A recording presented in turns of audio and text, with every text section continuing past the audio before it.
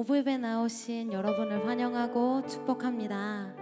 오늘 우리 옆에 있는 분들과 이렇게 한번 인사해 보실까요? 선한 목자 되신 주님만을 찬양합시다. 선한 목자 되신 주님만을 찬양합시다. 우리 다시 한번 옆에 있는 분들과 이렇게 인사해 보실까요? 예수님만이 당신을 너무나도 사랑하십니다. 예수님만이 당신을 너무나도 사랑하십니다. 이 시간 우리가 선한 목자 되시는 우리 하나님께 온전히 우리의 마음과 우리 온 전심을 드리면서 우리 영광의 박수 올려드리시면서 함께 찬양하시겠습니다.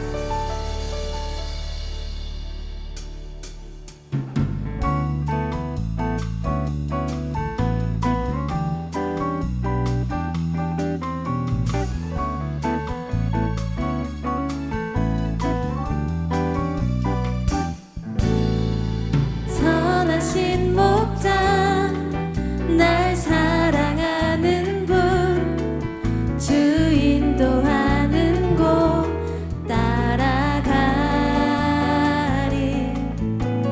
주의 말씀을 나 듣기 위하여 주 인도하는 곳 가려네. 선하신 목자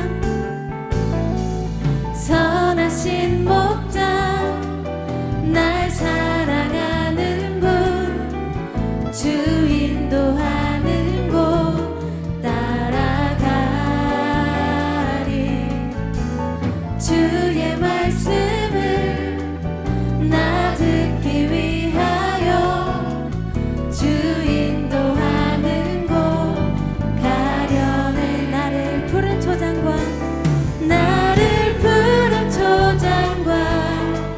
쉴만한 물가로 내 선하신 목자 날 인도해.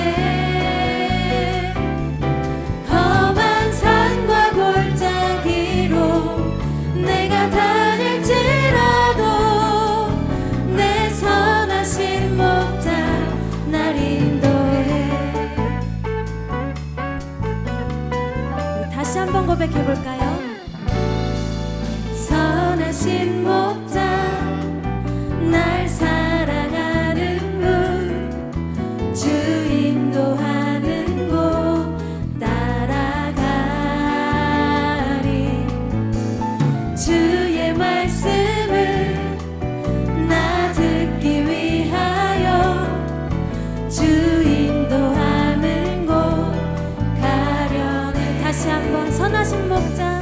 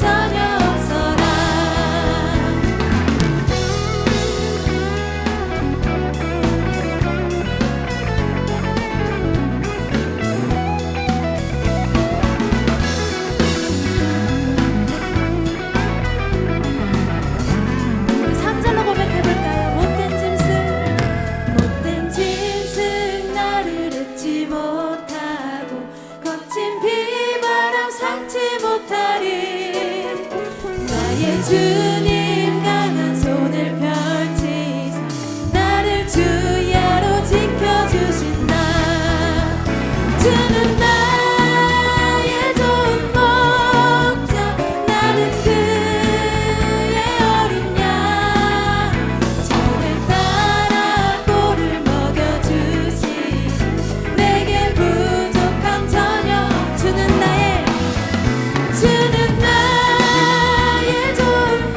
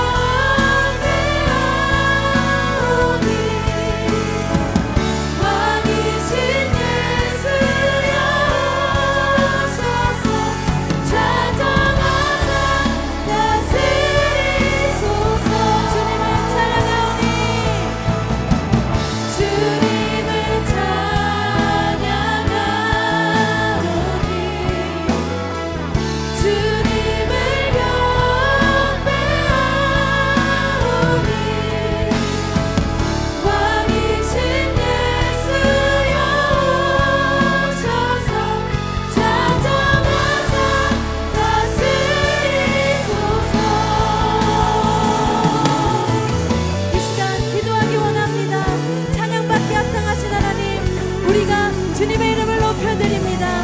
이 시간 우리의 마음 가운데 하나님을 경외하고 하나님을 찬송하는 그 하나님의 사람이 되게 하여 주시옵소서. 우리가 늘 주님만 높이며 온전히 하나님의 뜻에 따라 순종하는 그리스도인이 되게 하여 주시옵소서. 우리 이 시간 주여 이름 부르짖고 함께 기도하시겠습니다. 주여,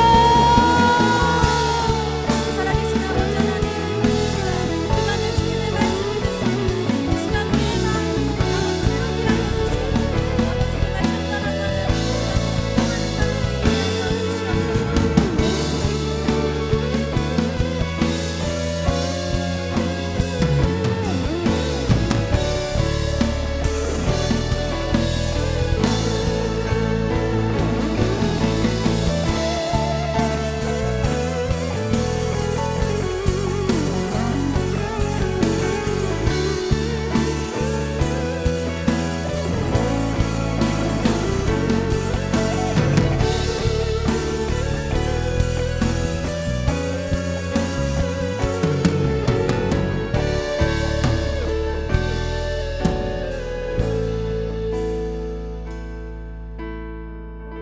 왕이신 우리 하나님, 모든 영광과 존귀와 찬양을 받아 주시옵소서. 우리를 사랑하셔서 그 변함없는 생명으로 우리와 함께 하시기 위해 이 땅 가운데 오시고, 우리가 사망의 음침한 골짜기를 가는 것 같을지라도 선하게 인도하시는 그 목자의 음성 따라갈 수 있도록 허락하여 주심을 감사드립니다. 오늘도 그렇게 하나님 앞에서 또 우리의 삶을 하나님 앞에 올려드리며 나아가는 우리 오부 한가족 성도들의 머리 위에 주님 함께하여 주시옵소서. 오늘도 이 예배 가운데 또 예배를 통해서 하나님을 경험하고 만나기 위해서 이곳 가운데 함께 하시는 우리 성도님들의 모든 인생 가운데, 그 여정 가운데 하나님께서 목자 되어 주시고 인도하여 주심을 믿고 감사드리며 사랑이 많으신 예수님의 이름으로 기도합니다. 아멘.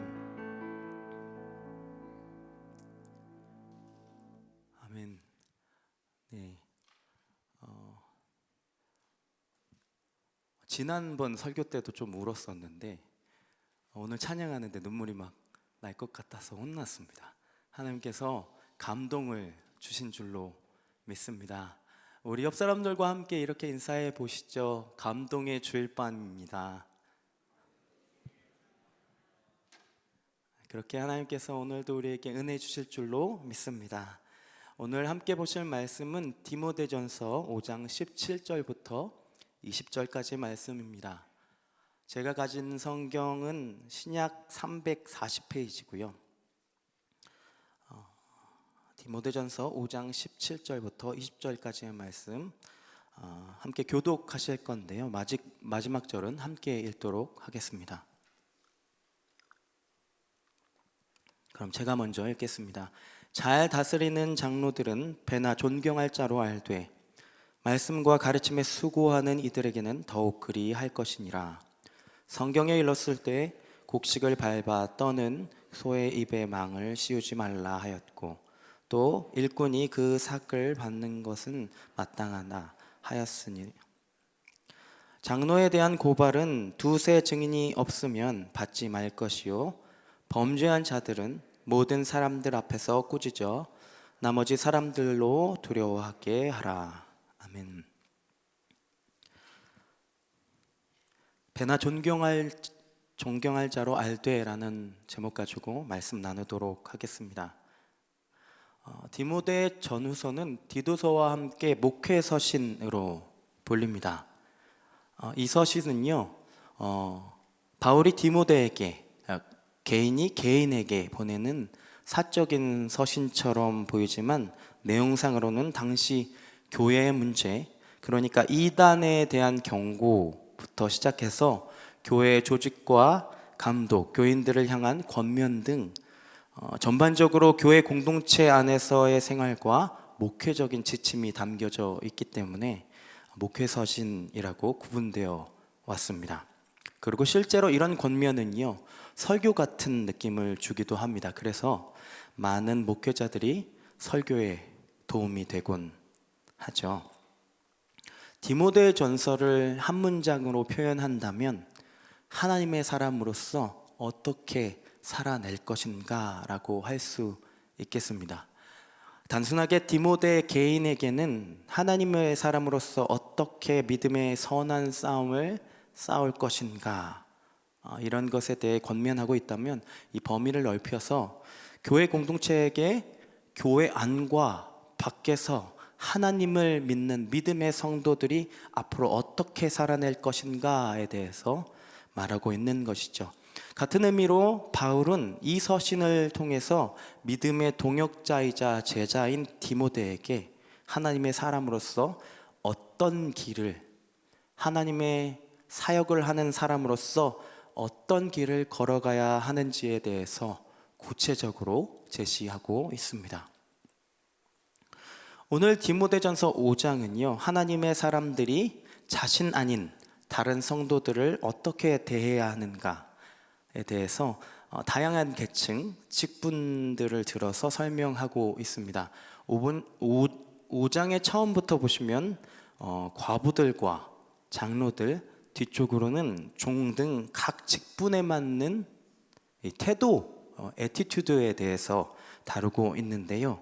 오늘의 본문은 하나님의 사람들이 장로와 관련된 문제를 어떻게 바라보고 다뤄야 되는지에 대해서 이야기하고 있습니다. 오늘 17절에 먼저 잘 다스리는 장로들이라고 나와 있는데요. 이 서신에서 이 장로라는 용어가 처음 등장합니다. 여기서 사용된 원어의 의미를 살펴보면 당시에 나이든 연장자를 대표적으로 가리키는 말이었습니다. 그리고 굉장히 넓은 의미로도 사용되는 말이었죠. 구약의 이스라엘을 예를 든다면 한 지파의 어른이나 그리고 대표자들을 언급하는 말이었습니다. 이후에 신약 시대에서는 초대 교회 안에서 장로라는 직분을 다스리는 사람, 그러니까 오늘 본문처럼요, 다스리는 사람의 의미로 많이 사용했었습니다. 그때 당시 교회 안에서 행정 등 특히 사역을 담당하고 책임지는 역할을 맡았었죠. 오늘 소개된 본문은 현재 저희 교단에서 인정하는 이 장로제의 근간이 되는 내용이기도 합니다. 장로의 역할을 크게 두 가지로 나눌 수 있겠는데요. 이 부분은 담임 목사님께서도 매년 신임재직 세미나 때마다 다루시는 내용입니다. 먼저 디모데전서 5장 17절을 우리말 성경으로 함께 읽어보도록 하겠습니다. 함께 읽습니다. 시작. 잘 다스리는 장로들은 두 배나 존경을 받게 하여라. 특히 설교와 가르치는 일에 수고하는 사람들을 더욱 그렇게 하여라. 아멘. 앞쪽에 등장하는 이 장로라는 명칭은 저희들이 흔하게 장로님 하면 떠오르는 교회 어른이신 장로님들과 또 말씀을 가르치는 목사님들을 통칭하는 말입니다. 다스리는 것뿐만 아니라 말씀을 가르치는 장로들을 현재는 목사라고 칭하는 것이죠. 당시에도 직분의 구분이 있음을 이제 본문을 통해 다시 한번 확인할 수 있었습니다. 단순하게 연장자라든지 대표성을 지닌 어떤 구분이라기보다는 현재 어떤 역할을 맡고 있는지, 그들이 교회 안에서 어떤 사역을 하고 있는지에 대해서 이 구분할 수 있고요. 그 구분으로 우리가 이해할 수 있을 것입니다. 계속해서 17절을 보시죠. 먼저 잘 다스리는 장로들은 배나 존경할 자로 알라, 이렇게 나와 있는데요. 우리 함께 옆 사람들과 이렇게 인사하며 고백해 보시죠. 존경합니다. 이렇게 인사해 보시죠. 존경합니다. 네. 생각해 보시죠. 우리는 보편적으로 존경이라는 표현을 쓸 때요, 존경합니다, 이렇게 지금처럼 이렇게 이야기하지 두 배로 존경합니다, 배나 존경합니다 이렇게 얘기하진 않습니다. 여기 수의 개념이 들어간 건데요, 넉넉하게 많이 존경합니다 이런 의미가 있을 수도 있겠지만 이것은 사례를 염두하고 먼저 다룬 것으로 이해할 수 있습니다. 합당한 사례를 넉넉하게 하라는 의미가 포함되어 있는 것이죠. 그리고 오늘 본문 대부분이 인용문인데요. 18절은 17절에 자신의 의견이 타당하다라는 것을 뒷받침합니다. 18절 처음에 이제 성경에 일러스되 이렇게 나와 있습니다. 이게 뭐냐면요, 결국 내 의견만이 아니라 성경에서도 이렇게 말하고 있다 봐라, 이렇게 설명하고 있는 거죠. 사실 지금도 설교자들이 가장 많이 사용하는 방식 중에 하나입니다. 바로 인용이죠. 이어서 곡식을 밟아 떠는 소의 입에 망을 씌우지 말라라는 내용은요, 신명기 25장 4절 말씀을 그대로 인용한 겁니다. 여기서 곡식을 떤다는 것은 곡식을 타작하는 건데요, 곡식의 이 껍질을 벗기는데 이 소가 이 타작 기구를 메고 그 곡식이를 걸어 다니면서 곡식의 껍질을 벗기는 일을 말합니다. 그런데 소는 본능에 충실한 동물이잖아요. 동물이 곡식위를 걷는다. 그럼 어떤 일이 일어날까요? 소가 곡식위를 걸어요. 그러면 그 곡식을 먹는 상황들이 벌어지게 되죠. 그렇게 되면 주인에게는 실질적인 손해가 발생합니다. 조금이라도 많은 곡식을 갖다 팔아야 그만큼 이익이 남을 텐데 소가 먹어버리면 안 되니까, 그럴 때 소의 입에 이렇게 망을 씌웠던 것이죠. 그렇기 때문에 곡식을 밟아 떠는 소의 입에 망을 씌우지 말라라는 것은 소가 곡식을 타작하면서 배가 고플 때 언제든지 곡식을 주워 먹을 수 있게 하라는 겁니다. 아니면 일하기 이전에 먼저 밥을 충분히 공급하라는 거죠. 이것은 열심히 일하는 일꾼에게 주어야 할 품삯을 제때 줘서 일꾼의 입에서 불만이 나오지 않게 하라는 말입니다. 그리고 일꾼이 그 삭을 받는 것은 마땅하다. 이 내용은요, 누가복음 10장 7절의 내용을 인용해서 한 것입니다. 결국 18절의 내용을 보면요, 일을 하면 보상받아야 한다라는 기본적인 개념을 반복해서 설명하면서 설득하고 있는 것이죠. 성경에서 반복은 뭐라고 했죠? 네, 강조하는 겁니다. 꼭 그렇게 하라는 것이죠. 그렇게 18절의 인용을 통해서 17절을 뒷받침하고 있는 거예요. 그리하여서 오늘의 본문은 특히나 말씀을 가르치는 사람, 말씀을 가지고 성도들의 삶을 바꾸고 도전을 주는 사람, 그와 동시에 공동체를 이끌어야 하는 사람들에게 특히 더욱 그리하라고 공동체에게 권면하는 내용인 것입니다. 그렇게 본문을 읽어가면서 오늘의 본문을 연구하는데요, 제 머릿속에 그렇다면 저 곽영 목사는 넉넉한 사례를 받고 있느냐라는 질문이 머릿속에 떠오르더라고요. 저는 이렇게 대답할 것 같습니다. 보고 계실지 모르겠는데 담임 목사님 사랑합니다. 네, 늘 감사하고요. 네, 농담이고 저 같은 경우는 여전히 하루하루 감사하는 마음으로 사역을 하고 있는 것 같습니다. 지난 10년 동안 담임 목사님을 비롯한 우리 교회 공동체가 저를 위해 주시는 만큼 열심히 사역할 수 있었던 것, 참 감사한 관계고 참 감사한 원리이지 않은가 생각해 봅니다. 그런데 여기서 우리가 주목할 만한 부분이 또 있습니다. 이 저자인 바울은 구약인 신명기인 말씀과 신약인 누가복음 말씀, 특별히 예수님의 하신 말씀을 함께 인용합니다. 그들이 오랜 세월 동안 상당히 중요하게 여겨온 이 구약의 말씀과 예수님의 가르침을 함께 연결해서 사용한 것인데요, 이것은 굉장히 탁월하고 의미 있는 인용이라고 볼 수 있겠습니다. 바울은 구약, 그러니까 예수님의 말씀을 율법과 같은 수준으로, 당시 가치관으로 봤을 때 아주 높은 수준으로 예수님의 말씀을 사용한 것이죠.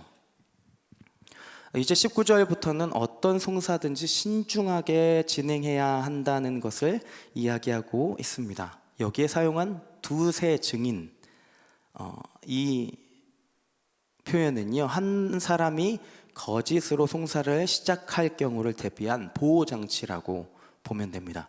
여기서 바울이 두세 증인을 가지고 온 것도 역시 인용입니다. 신명기 19장 15절을 함께 읽어보시죠. 함께 읽습니다. 시작. 사람의 모든 악에 관하여 또한 모든 죄에 관하여는 한 증인으로만 정할 것이 아니요.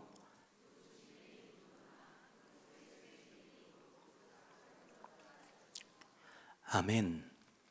이게 성경에만 있는 내용이 아니고요, 전형적인 유대의 관행을 가져온 것입니다.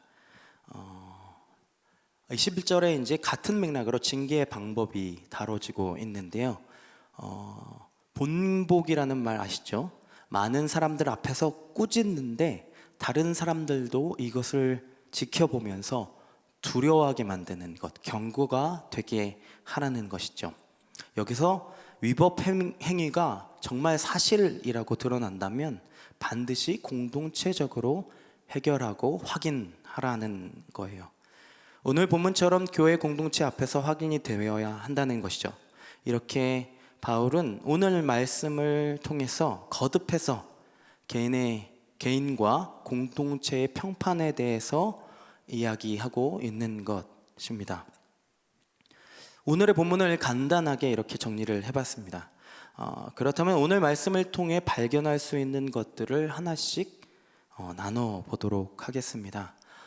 오늘 본문을 보면서 먼저는 존경이라는 말을 풀어봐야 했습니다.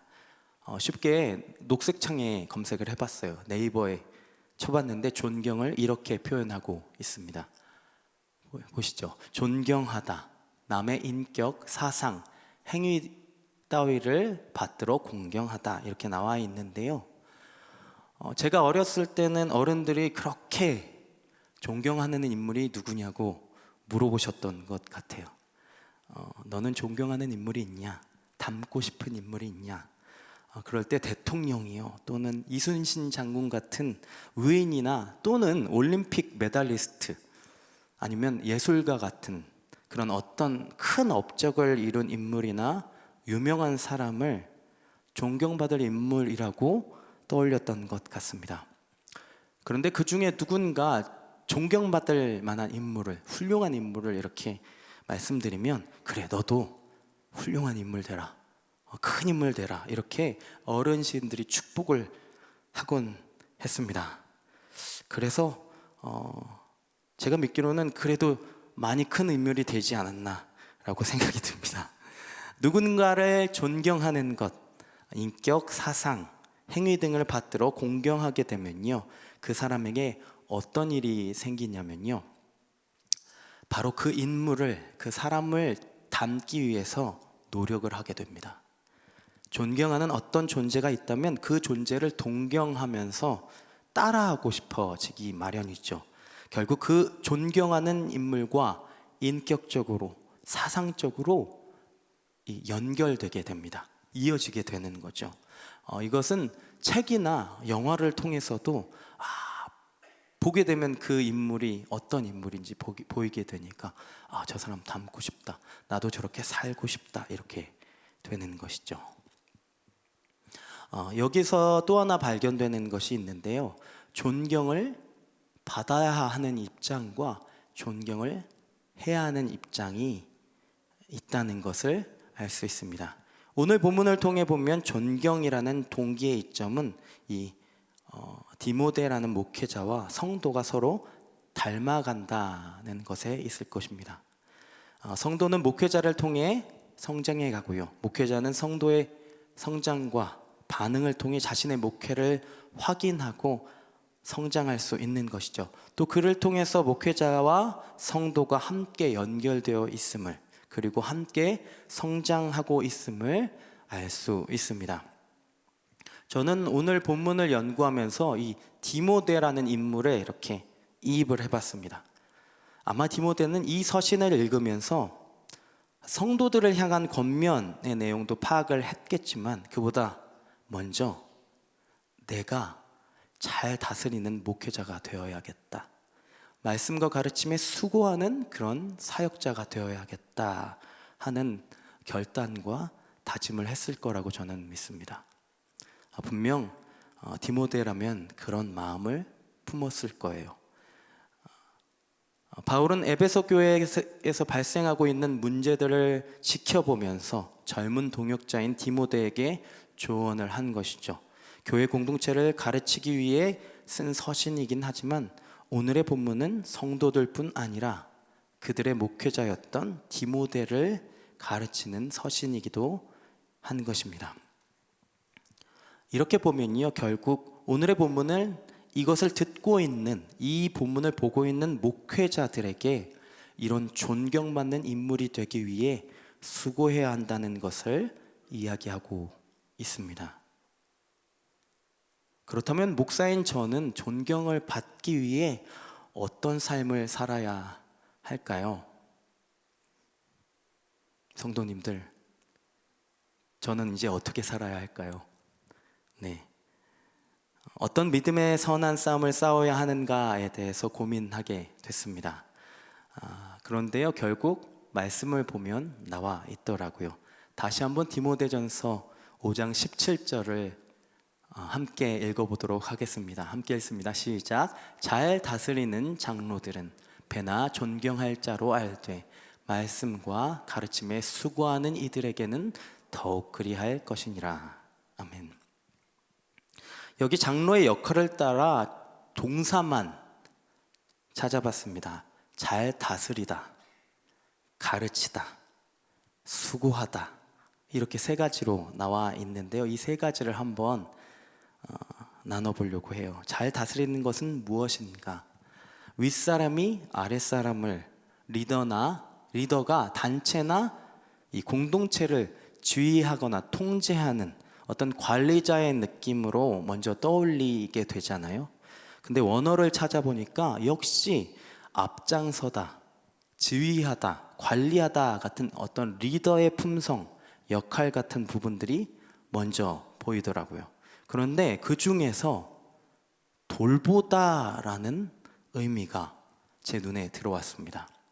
돌보는 것이 무엇일까요? 관심을 갖는 것이죠. 살피는 것, 도와주는 것을 말합니다. 이것을 공동체적으로 풀어보니까요, 잘 다스리는 것은 위에 있는 관리자의 느낌으로 윗사람이 아랫사람을 대하듯이 하는 것이 아니라 동등한 위치에서, 평등한 위치에서 서로 보살피는 것이, 도와주는 것이 바로 잘 다스리는 것의 본질이라는 것을 발견할 수 있었습니다. 다음으로는 뭘 가르치느라는 걸까요?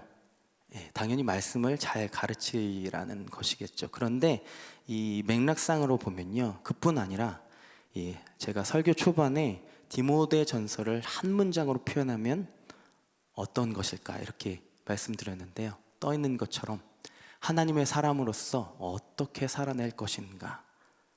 네, 말씀을 가르치는 것은 결국 삶으로 연결되어 살아내는 것의 본을 말하고 있는 것입니다. 여기 계신 모든 분들이 다 경험해 오셨고요, 느끼셨겠지만 아무리 말로 잘 가르쳐도 삶으로 본이 되지 않으면 그게 실질적으로 다가오지 않는다라는 것을 많이 경험하셨을 겁니다. 이것은 많은 설교자들에게도 거룩한 부담으로 새겨져 있습니다. 제가 먼저 말씀대로 잘 살아야 이 설교를 듣고 계신 우리 성도님들이 영향을 받을 수 있는 것이죠. 그리고 그것을 위해 기도해 주시는 것도 알고 있습니다. 그 중보는요, 이 설교자들에게 커다란 동기가 되곤 합니다. 다음은 수고하다입니다. 언어를 뒤져보니까 피곤하다, 열심히 일하다, 애쓰다의 의미를 가지고 있더라고요. 이렇게 수고하다의 의미를 찾다 보니까 떠오르는 일이 바로 있었습니다. 바로 이사인데요, 제가 지난 월요일부터 목요일까지 생수의 강 3박 4일을 섬기고요, 돌아왔습니다. 바로 다음날 금요일이 저희 집 이사였어요. 금요일부터 어제 토요일까지 정말 피곤하게 열심히 일하고 애를 썼습니다. 다들 이사를 해보셨으니까 아실 거예요. 저는 결혼하고 4번째 집이거든요. 경험이 없는 것도 아닌데 왜 그런지 할 때마다 그렇게 긴장되고 피곤하고 지칩니다. 또 이사하는 중간에 그렇게 꼭 어떤 문제가 터지곤 하죠. 이번에도 그런 일들이 팡팡 터졌습니다. 저희 가정은 15평 안 되는 작은 아파트에 살고 있었거든요. 저희가 기대도 안 하던, 상상도 하지 못하던 둘째가 태어나면서 이 어린 두 남매를 키우고 기르다 보니까 이 방 2개인 집에서는 이 애들을 키우기가 쉽지 않다라는 생각이 들었습니다. 이미 저희들이 살고 있던 집도 은행 빚이었지만 저희 부부는 두 자녀들을 위해 좀 더 허리띠를 졸라매 보기로 했습니다. 그럼 뭘 받아야 할까요? 대출을 받아야죠. 다둥이 전세 대출을 받았습니다. 대출을 위한 모든 서류를 준비하고 이사하는 날이 됐습니다. 이사하는 날 뭐 하죠? 잔금을 치릅니다. 이삿짐은 이미 내리고 있었고요. 이제 부동산에 그 관련된 모든 사람들이 모였습니다. 그런데 거기 계신 법무사님이 제가 준비한 서류 중에 오타를 하나를 발견하셨어요. 지금 생각해도 끔찍합니다. 네, 그 계약이 잘 이루어져야 제가 받아야 하는 대출이 승인이 나거든요. 근데 문제가 하나 더 있습니다. 이제 저희 집으로 이사 오시는 분이 잔금 중에 일부를 4분의 1 정도를 수표로 가져오신 거예요. 그거 알고 계신가요? 이 고액 수표는 당일에 이체하려면 그 수표를 발행한 그 은행의 지점으로 가야 합니다. 만약에 타은행으로 가면 입금하고서 하루가 지나야지 이체가 가능해지거든요. 이 잔금을 빨리 보내드려야 저희 집에서 또 이사를 나가시는 분이 또 가실 거 아니에요. 그러니까 부동산에서 모든 일을 마친 이후에 먼저 농협으로 갔습니다. 농협에서 차례를 기다리고 있는데 왜 이렇게 또 시간이 차례가 안 옵니다. 네, 수표를 입금했어요. 이체 신청을 하고 그 길로 바로 행정복지센터로 가서 서류를 한 번 더 띄었습니다. 그 서류를 법무사무소에 또 제출을 하고 대출 승인을 위해서 해당 은행에다 또 전화를 해서 직원하고 통화를 하고 막 그런 상황 가운데 이제 그런 생각이 드는 거예요. 나는 이사의 준비를 완벽하게 마쳤다고 생각했는데 바빠 죽겠는데 이 잔금을 왜 수표로 주느냐고, 그리고 그 동사무소 직원은 왜 오타를 내가지고 나를 이렇게 괴롭게 하느냐면서 막 점심도 못 먹고 막 점심 밥을 못 먹으면 더 화가 나잖아요, 그죠? 점심도 못 먹고 바쁘게 안산 시내를 돌아다녔습니다. 물론 우리 가정이 이사를 하는 거니까 당연히 치러야 하는 일이겠죠. 그렇지만 그걸 지금 진행하고 있는 당사자는 너무 힘들고 지치더라고요. 그렇게 고생해서 결국 주인분에게 무사히 잔금을 보낼 수 있었습니다. 네, 정말 애를 썼습니다. 그런데 또 남았죠. 뭐가 남았을까요? 정리를 해야 되잖아요. 네. 어제도 정리를 하다가 중간에 교회에 와서 이제 설교를 준비하는데 내가 이렇게 간절한 마음으로 사역을 했다면 하는 그런 수고하는 것에 대한 돌아보는 계기가 되었습니다.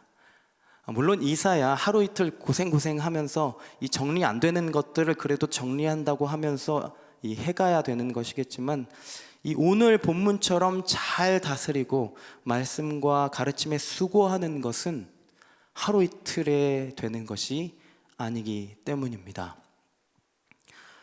오늘의 서신은요, 처음에 다뤘던 것처럼 디모데의 개인을 넘어서 교회 공동체에게 하시는 권면의 말씀입니다. 우리 한가족 예배로 초대되신 성도님들에게 적용을 한다면 역시 가정에게 하시는 말씀으로 볼 수 있겠죠. 한 번 더 서로를 향해서 이렇게 고백해 보겠습니다. 존경합니다. 존경합니다. 네.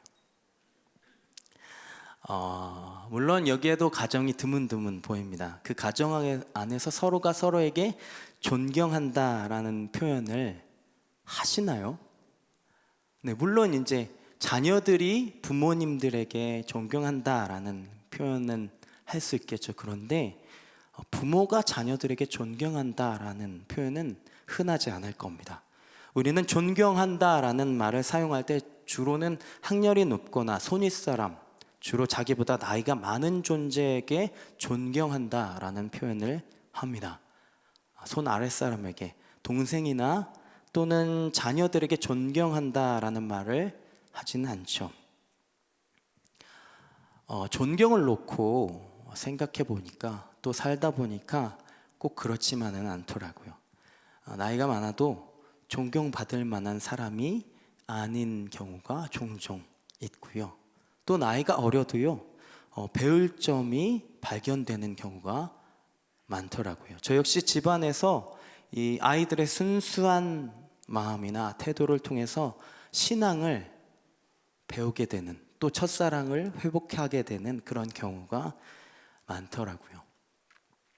말씀을 마무리하면서 이 존경의 의미를 다시 한번 보여드리도록 하겠습니다. 띄워주시겠어요? 존경하다, 남의 인격, 사상, 행위 따위를 받들어 공경하다. 오늘 말씀을 통해 존경을 바라보니까 이전에 알고 있었던 존경과는 좀 다르게 다가왔습니다. 우리는 가정 안에서 수없이 많은 일들을 통해 주로는 자녀들이 배우고 자녀들이 부모를 존경해야 하는 것 같지만, 사실은 그 모든 일들을 통해 부모와 자녀 서로가 함께 배우고 자라게 되더라고요. 결국 서로가 존경하며 서로 연결되고 이어져 있다라는 것이죠.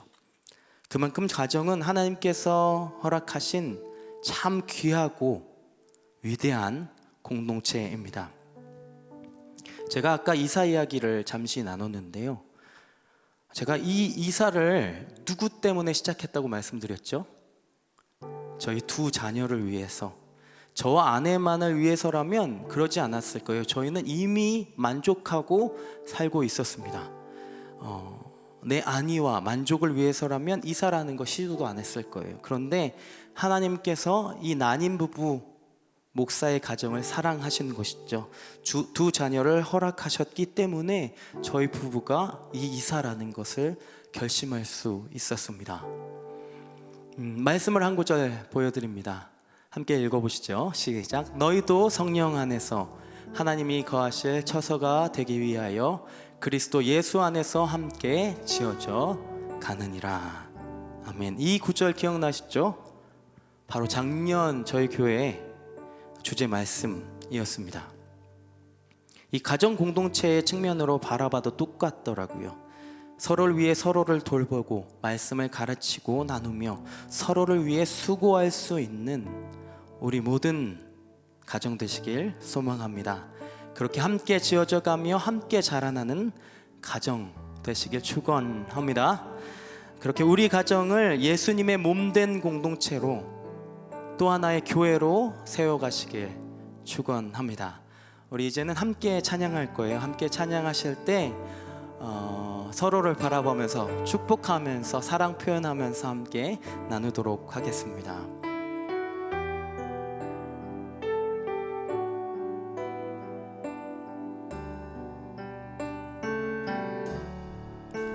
사랑해 주님이 날 사랑하시네. 내 모습 이대로 받으셨네. 사랑해 주님이 날 사랑하듯이 나도 널 사랑하며 섬기리. 한 번 더 고백하시죠. 서로를 향해서 사랑해 주님이 날 사랑하시네. 내 모습 이대로 받으셨네. 사랑해 주님이 날 사랑하듯이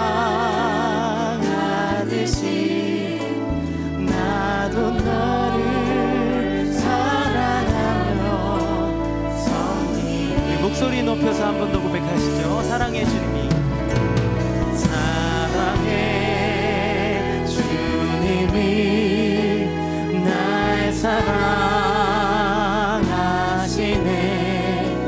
내 모습 이대로 받으셨네. 사랑의 주님이 날 사랑하듯이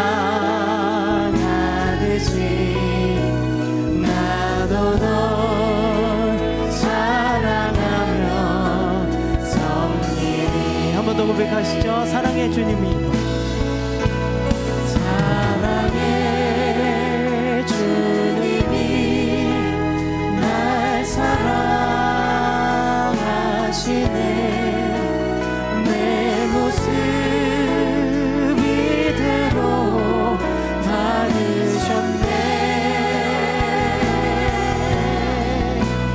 사랑의 주님이 날 사랑하듯이 나도 널 사랑하며 섬기리. 우리 함께 기도하실 때 하실 수 있다면 옆 사람의 손을 잡고, 또는 자녀가 있으시다면 그 자녀를 꼭 안고 함께 기도했으면 좋겠습니다. 먼저 우리 가정 공동체를 위해 기도하시죠. 서로를 위해 서로를 돌보며 서로 가르치고 나누며 서로를 위해 수고하는 믿음의 신앙 공동체로 자라갈 수 있도록 우리 가정을 그렇게 사용하여 주시옵소서. 그리하여서 예수님의 몸된 공동체, 또 하나의 교회로 세워질 수 있도록 우리 가정을 그렇게 하나님 세워 주시옵소서. 하나님, 평소에는 막 외치고 기도했는데요, 우리 서로를 위해서 중보하면서 사랑하도록 하나님이 주신 그 사랑으로 서로를 사랑하도록 하나님 함께하여 주시옵소서. 우리 같이 기도하며 하나님 앞에 나아가겠습니다. 기도하시죠. 하나님, 오늘도 우리에게 허락하신 공동체, 특히 가정을 놓고 하나님 앞에 기도하며 나아가옵니다. 서로 수고하고 애쓰며 사랑하기 위해서, 서로를 위해서 존재하는 우리 가정 공동체가 하나님 앞에서 그렇게 지어져가고 함께 자라갈 수 있는 귀한 공동체로 세워질 수 있도록 우리 공동체를 그렇게 세워 주시옵소서. 하나님, 우리 가정이 서로 더욱더 사랑할 수 있도록 주님 함께하여 주시옵소서. 하나님, 말씀을 함께 나누고 함께 그 말씀을 삶으로 경험하면서 귀하게 깨달은 것들을 나누면서 하나님 안에서 하나 되는 그런 가정으로 세워져 갈 수 있도록 주님 함께하여 주시옵소서. 그리하여서 누가 봐도 그 공동체를 보며 그 가정을 보며 아름다움을 확인할 수 있는, 귀함을 확인할 수 있는 그런 공동체들이 될 수 있도록 주님 함께하여 주시옵소서. 하나님, 우리 공동체가, 우리 교회가 그렇게 하나님 앞에서 세워질 수 있도록 주님 함께하여 주시옵소서. 우리 다시 기도하실 때는 오늘 말씀에 나온 것처럼 우리 교회 공동체, 우리 리더들을 위해서 함께 기도하시죠. 특히 담임 목사님을 비롯한 우리 목사님들을 위해서 함께 기도해 주셨으면 좋겠습니다. 성도를 돌보기 위해 말씀과 가르침에 수고할 때 자신의 최선으로 나아갈 때 다른 것을 보는 것이 아니라 성도를 보고 나아갈 수 있도록, 하나님을 바라보고 나아갈 수 있도록 주님, 우리 사역자분들을 붙들어 주시옵소서. 우리 이번에는 주님의 이름 한번 찾고 기도하며 나아갑니다. 주님 찾습니다. 하나님, 우리 교회 리더들을 하나님 앞에 다시 한번 올려드리며 나아갑니다. 특히 우리 담임 목사님을 비롯해서 우리 목사님들, 설교자들, 그리고 우리 장로님들을 하나님의 손 위에 올려드리오니 하나님, 이 교회를 이끌어 나아갈 때, 리드에 나아갈 때 하나님 자신의 최선으로 나아갈 수 있도록 그 모든 삶을 주관하고 인도하여 주시옵소서. 이 삶을 하나님께서 책임져 주셔야만 하나님, 저희의 최선으로 나갈 수 있지 않을까 생각해 봅니다. 우리 목회자들이, 설교자들이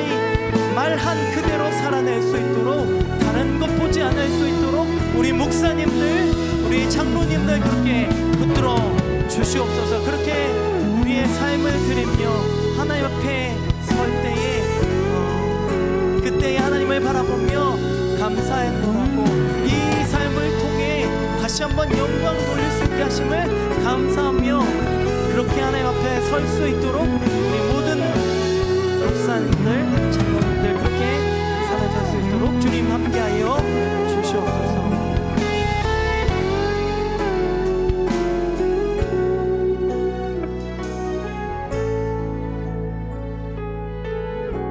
하나님, 오늘도 귀한 말씀 통해서 우리를 가르쳐 주심에 감사드립니다.